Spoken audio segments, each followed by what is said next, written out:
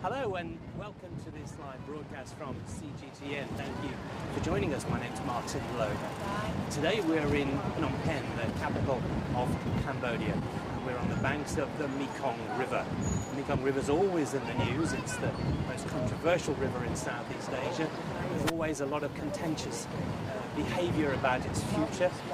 We're here because at the moment, as you can see, this is what they call the mighty Mekong, and here it is looking pretty mighty. In fact, it's busy, as you can see. There's a lot of bustle. At this point, the river's wide and it's quite deep.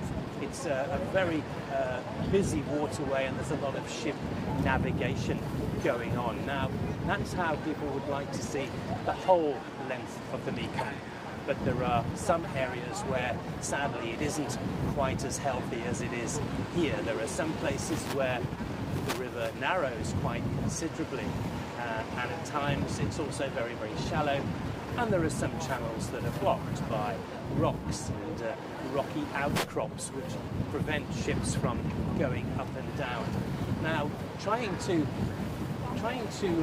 make the Mekong navigable for its entire length has become the job of a new organisation that was started by China back in 2015 called the Lancang-Mekong Co-operation. Lancang is the name that China gives to this river when it runs through China, which is where the river starts, and then as it goes further south through Southeast Asia and passes through 5 other nations, it's known as the Mekong.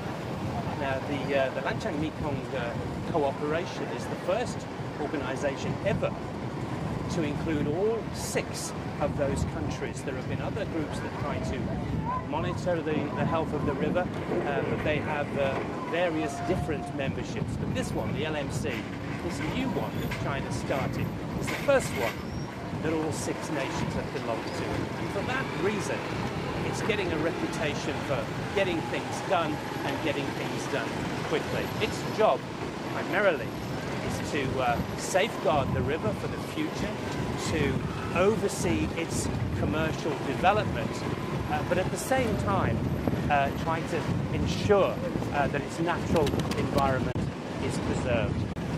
Let's just pause for a moment and enjoy this. It's a busy scene as these 2 ferries are unloading at the same time. This is a typical scene of bustling activity here in Phnom Penh.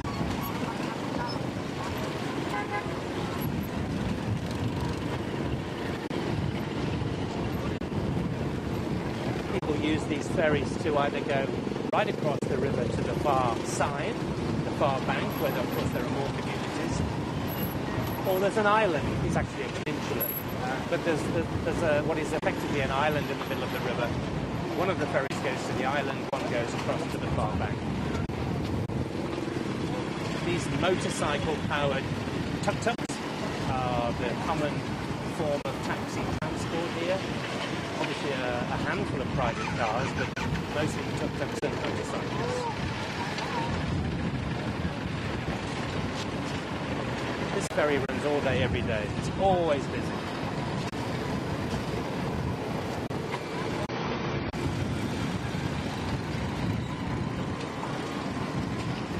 So for the last 2 days, that organisation that we've been talking about, the Lancang-Mekong Co-operation, has been meeting here in Phnom Penh for a leaders' meeting. That's where the Chinese Premier Li Keqiang, who is the chairman of the event, and the prime ministers of the other partner countries, Cambodia, Thailand, Laos, Myanmar, and Vietnam, all come together for a top-level summit. They've agreed 2 things. They've agreed a 5-year action plan to put into place dozens of schemes and initiatives to meet those twin aims that we talked about before, allowing the river to develop but preserving its natural environment, and also something called the Phnom Penh Declaration. That's a number of projects that will take place in the short term. The 5-year action plan, of course, will see the development of the river over the 5 years from 2018 to 2022. So what are the demands on the Mekong? It isn't just a river, it's a powerhouse. It's vital to the economy of countries all around the Mekong region. First of all, of course, it's a huge waterway. People use it for transport, for getting from one place to another. And it's also used by commercial shipping to take goods, products from different countries. It's a water motorway. In some places, governments are building dams across the river to produce hydroelectric power, electricity. That's something that the river is very capable of doing. But of course, it's also one of the world's greatest fisheries. And millions and millions of people have depended on fish from this river for food. And that has been happening for hundreds of years and is still the case today. And some environmentalists have concerns. They think possibly the dams could interfere with the migration of fish. And that's something that the Lancang-Mekong Cooperation organisation will be looking into.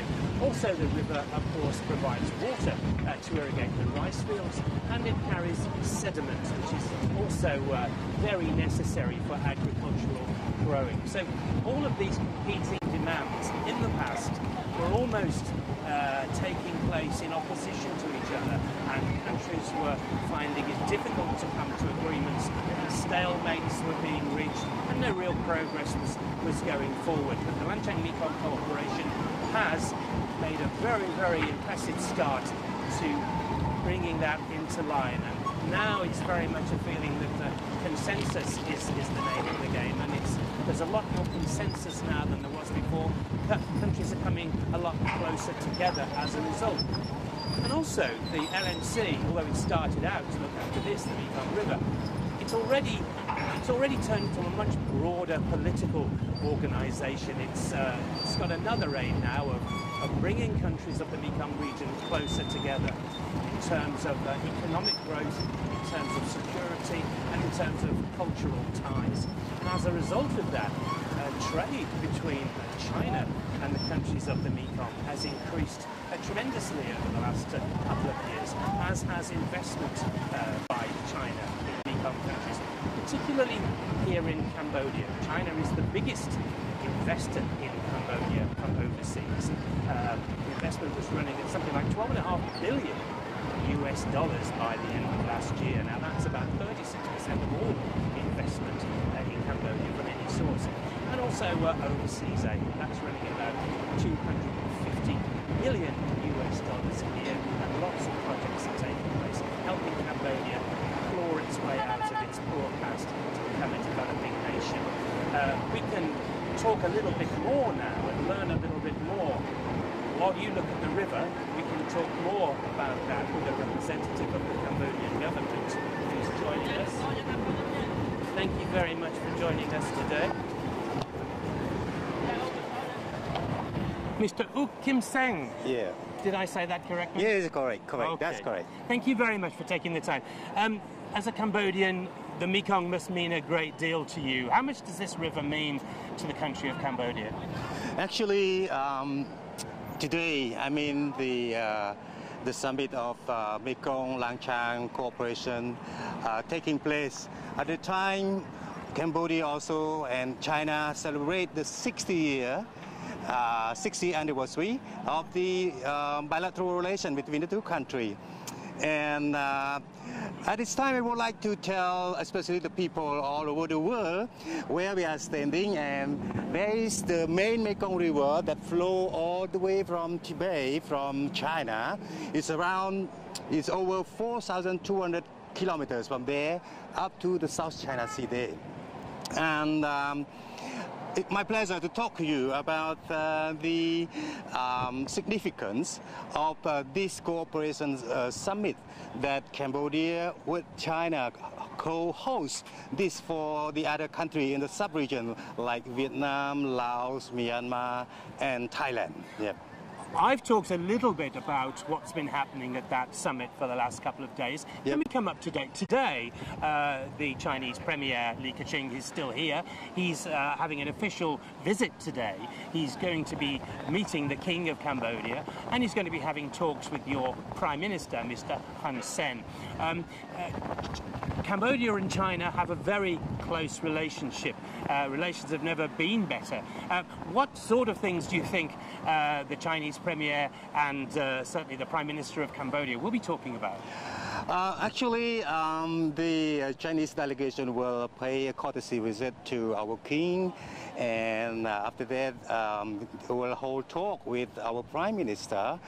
I think all the thing is focused on the strengthening of the ties between the two countries for cooperation on one part between Cambodia and China. On the other hand, among countries in sub-region, as stated in the Mekong Cooperation. So talk will be all about the strengthening and broadening the bilateral relation between the two countries for the goods of both countries and others in the sub-region. Can I ask you that? Now, we often talk about, we use phrases like investment and trade, and we give big numbers, but nobody really understands what that means on a day-to-day level. But I've been looking at this a little bit, and I know that China has invested in some what are called big ticket schemes, which are infrastructure schemes, which are roads and bridges and electrical transmission. They're quite large scale. But here in Phnom Penh, there have been some grassroots, some local schemes that ordinary people can benefit from. For instance, there's 100 buses that have been provided in Phnom Penh city centre to improve public transport. They all have a gift from China written on the side. Chinese doctors have been here providing eye operations to help Cambodians. So when you have aid down at this grassroots level that ordinary people can take advantage of, how much is that appreciated?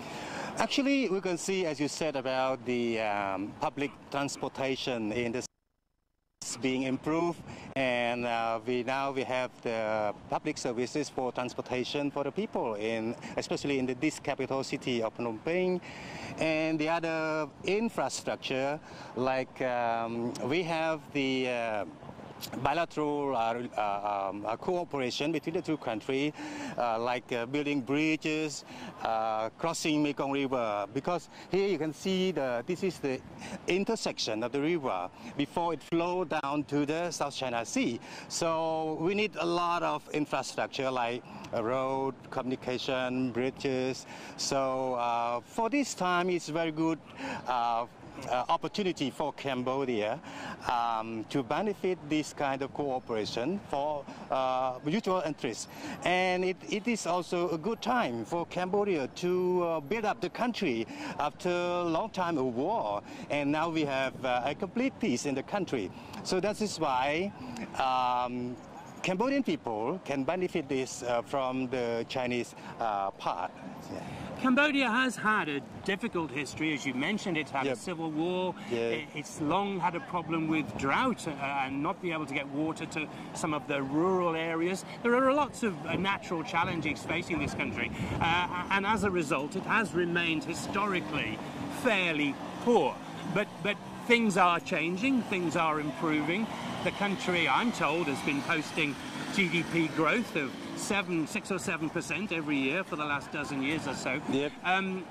Obviously, it's said that Chinese aid and investment is a big part of that. But how much do you think Cambodia can move forward now? And what more does this country need to try and bridge the gap between some of the poorer countries of the Southeast Asia and some of the richer countries? Yeah, of course. When you look at the context of the sub-region benefit, because in ASEAN we have a few countries that still have a lower economy, like Cambodia, Vietnam, Laos, or Myanmar. Except Thailand, they have a little bit better economic development. So this kind of thing will help the countries in the region in Southeast Asia in general, in particular countries in the sub-region that can benefit this kind of investment from China, that can build up, as you say, that if the basic infrastructure can spring up, and then we can have a chance and opportunity to develop economically with this kind of bilateral investment or things like that. Let's just pause a moment while that goes by. Just for now, just to talk us through this scene that we can see in front of us, because it's interesting to see these ferries seem to be incredibly busy. Every time we come here, they're busy, and they're coming in and out every few minutes. Do they operate just in the day? Are they here all night? Can you tell us a little bit about this? This is the ferry that pick people from across this Mekong River. Actually, it begins early in the morning, and it's around 10 o'clock at night, and then it will complete, traffic is stopped. But if there is any emergency, they can provide chartered. Yeah. So if there's a medical emergency or something of that nature, something like that. Yeah, they can bring people across. And but hopefully, the incumbent government of Cambodia plan to build bridges. You know, can cross over there, one there, across the Mekong River, the main one, and the other one can cross this main Mekong River, another bridge. So in the next few years, I can say 4 or 5 years, people can have access, they can cross the river. Is that something that's really needed? Obviously the ferry is useful, but it takes a certain amount of time. Yep. Bridges will make connectivity, communication much better. Yeah, of course. Yeah, of course. But they're big ticket projects, and obviously they're the sorts of projects that Cambodia needs assistance with. According to the government plan, it is in the making now. They will start building bridge one after another just across the Mekong River, because this is a time that Cambodia can have this kind of investment, especially from China, to develop all this kind of infrastructure for the public benefits. Now, as well as the ferries, obviously we're at the ferry port, but can you tell us something about the other traffic on the river? We see everything from these small wooden boats here to the large, the green merchant vessel over there. What sort of river traffic do you see here? The traffic is not much certainly here. You can see that less the small wooden boat, mostly they use for fishing. It is just a kind of household business.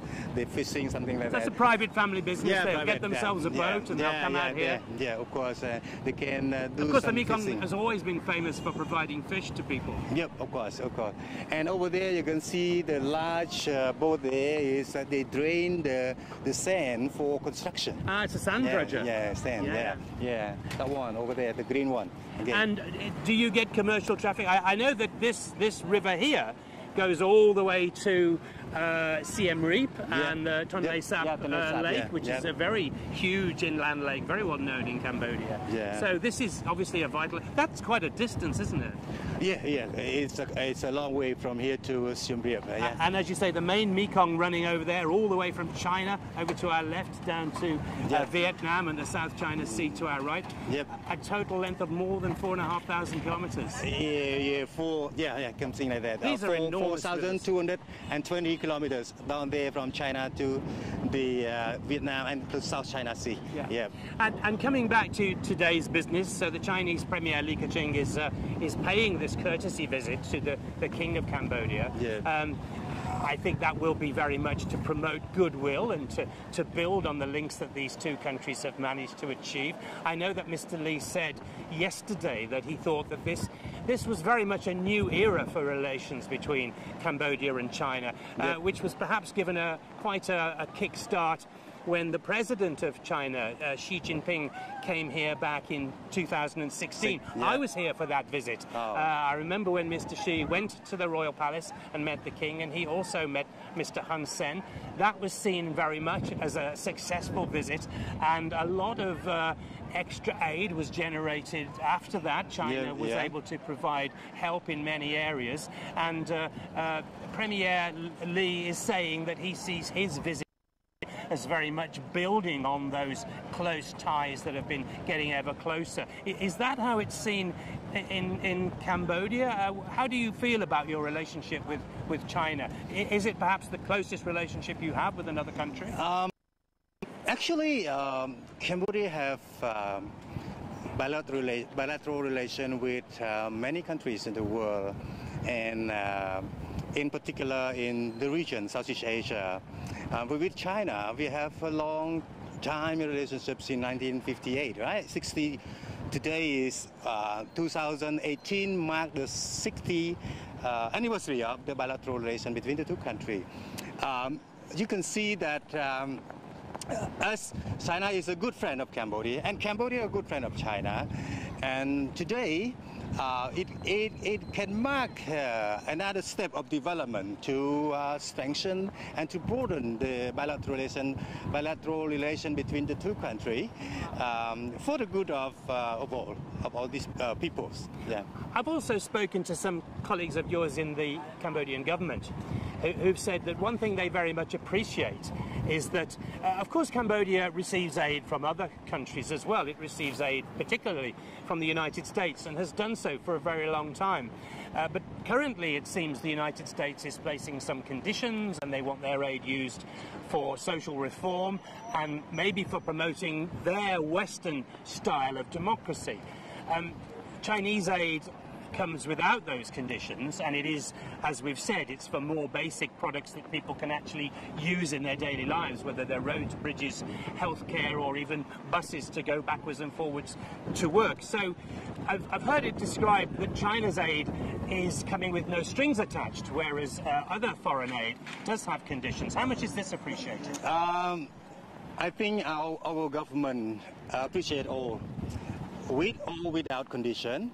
We can take all, because we need help from a friendly country all over the world. So with condition or without condition, doesn't matter.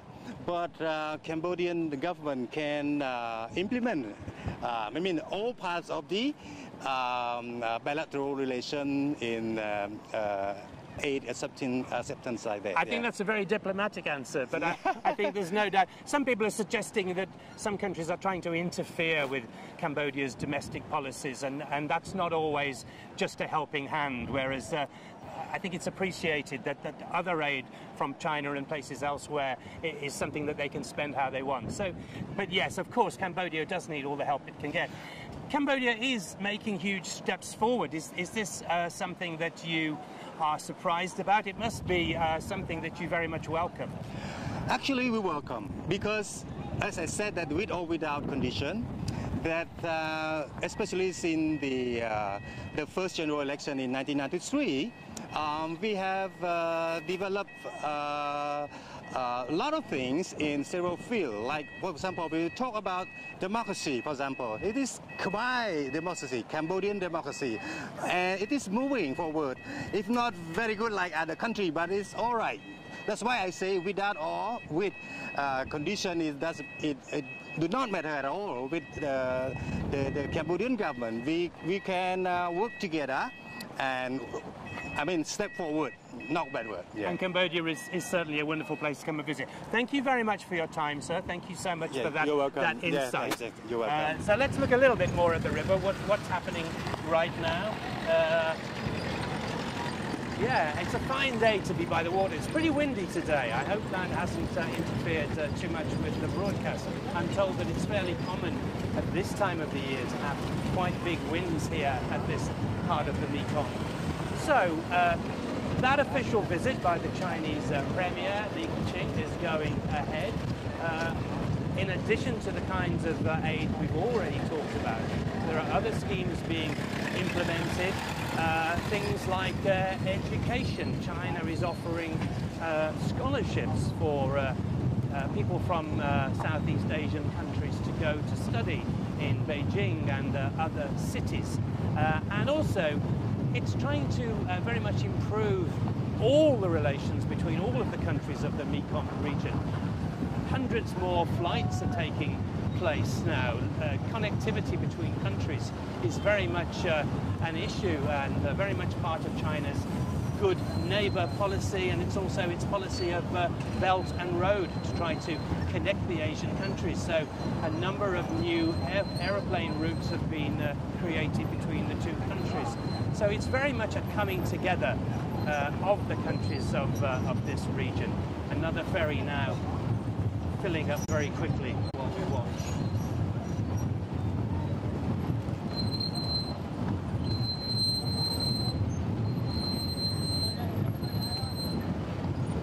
Largely as a result of this organisation we spoke about, the Lancang-Mekong Cooperation, and the closer ties that have been generated.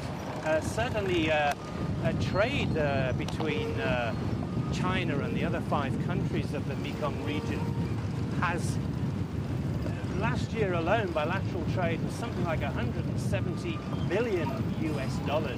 That's an increase of some 16% over what was happening before. Investment by China in its Mekong neighbours has risen by 22% over the past year. So it's a lot of positive signs. A lot of people are looking to this Lancang-Mekong Cooperation organisation as much more than just a committee to talk about the future of the Mekong River, however important that may be. But it's also a geopolitical organisation. It's forming a whole bloc, really, from Mekong countries, which many people think in the future might even extend to other ASEAN neighbours.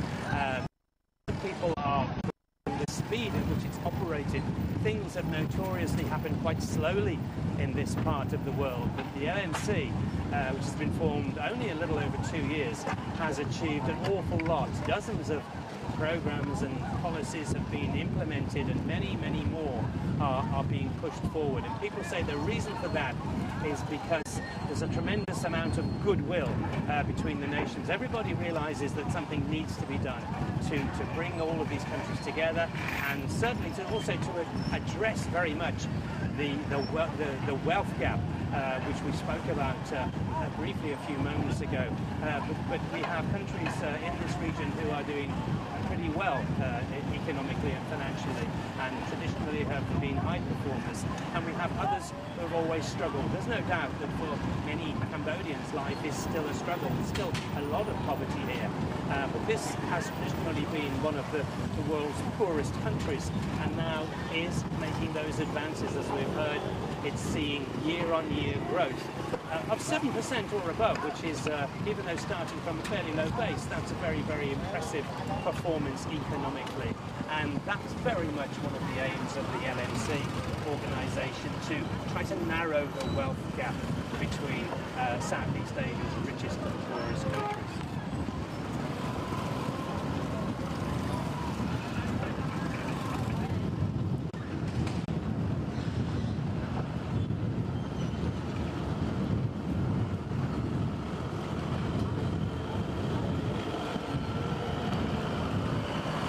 Two ferries docked and one waiting. This is clearly bustling and busy. It's a great example of busy riverside port here in the capital, Phnom Penh, the capital of Cambodia.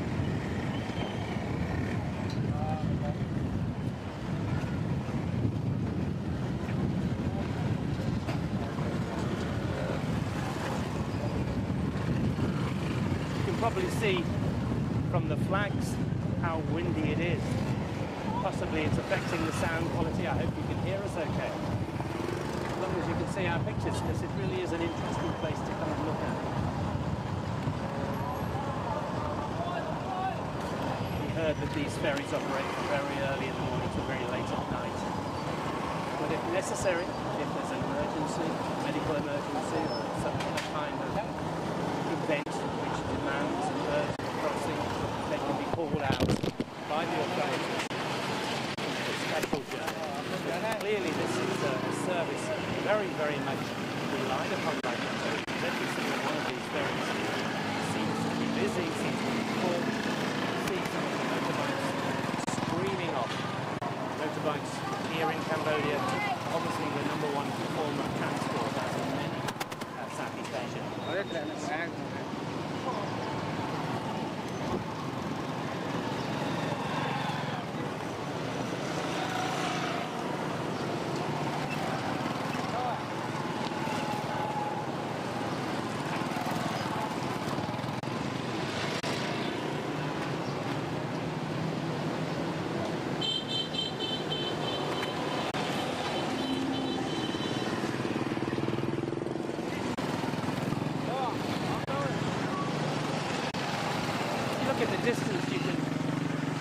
possibly make out the different colours in the water. That's where these two huge rivers come together. This is the confluence, the joining together of two rivers in the distance. The Mekong itself, which as we've heard flows all the way from China through 5 countries down to Vietnam and the South China Sea. In the foreground is the end of a river known as the Tonle Sap, which runs from here in Phnom Penh to the second biggest city in Cambodia, Siem Reap, and the Tonle Sap Lake, which is very well known. That is another important inland fishery. This is the point where the two rivers come together. What's interesting also is that Mekong itself flows left to right as we're looking at it now, and for most of the year the Tonle Sap flows in the same direction in front of us from left to right. But at certain times of the year when the Mekong is in full flood and is carrying a lot of water, and the Mekong is moving in the other direction, it pushes the water back to the Tonle Sap Lake. Effectively, this river at certain times of the year flows backwards. It's an unusual feature of this river. Not at the moment, but at certain times of the year it flows backwards back into the lake from which it originates rather than in the other direction.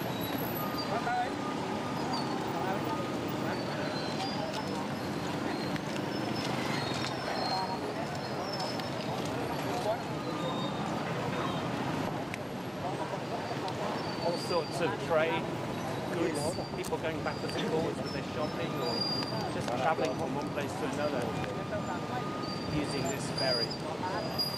Some of the motorbikes loaded up with lots and lots of products on the back of the bikes. The officials now trying to allow cars to get both on and off. Busy scene.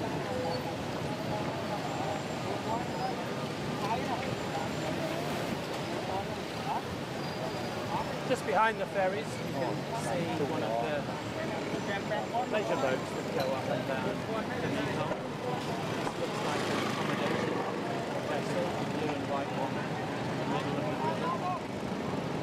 Obviously, a lot of leisure traffic on the Mekong River, a lot of commercial traffic in some other stretches and regions here, a lot of leisure traffic, a lot of one-day trips, but also boats that you can sleep on that have cabins that allow you to travel up and down the Mekong and go from one country to another. Very popular amongst visitors to this country.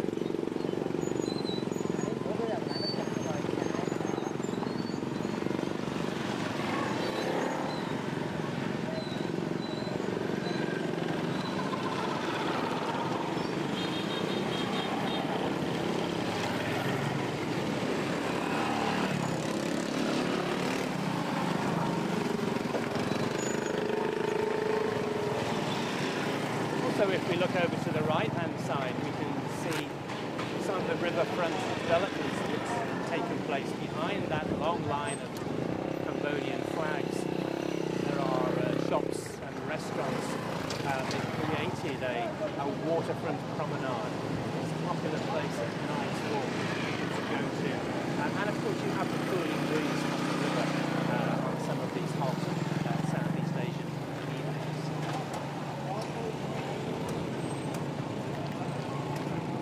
Behind that, maybe we can't see, but a little bit behind that is a huge construction that's taking place. You see some cranes of some tall buildings, but you keep turning the camera around. That's another Chinese-backed investment project to create a huge new, I think, commercial complex in the centre of Phnom Penh. As we've talked about, China is the biggest foreign investor in Cambodia. I think something like 1.43 billion US dollars worth just in last year, 2017 alone. Literally dozens and dozens of big, high-profile projects taking place. And over the last few years, Chinese investment has reached the enormous this figure of $12.5 billion US, and hasn't touched upon. That's more than a third of all investment in Cambodia. That's more than one third of the total spent by the whole world in this country is being spent by Chinese companies. Further afield, outside of Phnom Penh, of course, these projects go on all across Cambodia, not just here in the capital.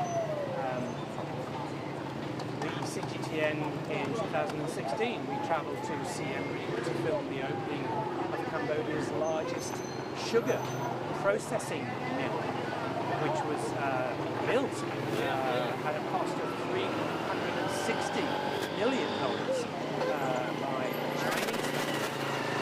Chinese built the factory. Of course, it provides work for local people, and it provides contracts for Cambodian farmers. They buy millions and millions of tons of sugar from Cambodian farmers to process at that sugar mill to produce the actual sugar product. And some of the people that I spoke to there said that had made a dramatic improvement to their lives. One lady said, by working at the Chinese-owned sugar mill, she could now earn as much money in 1 month as she used to earn in a whole year. And that had enabled her to go out and buy some basic things, but basic luxuries, if you like, for her family. She talked about a TV set, and she talked about things that she hadn't had before. Another project at a place called Sihanoukville in the south of Cambodia. A new special economic zone has been opened there. Already more than 100 Chinese companies have located to that special economic zone at Sihanoukville, and that has created 20,000 new jobs in the local community. So that has made a big difference to that part of southern Cambodia.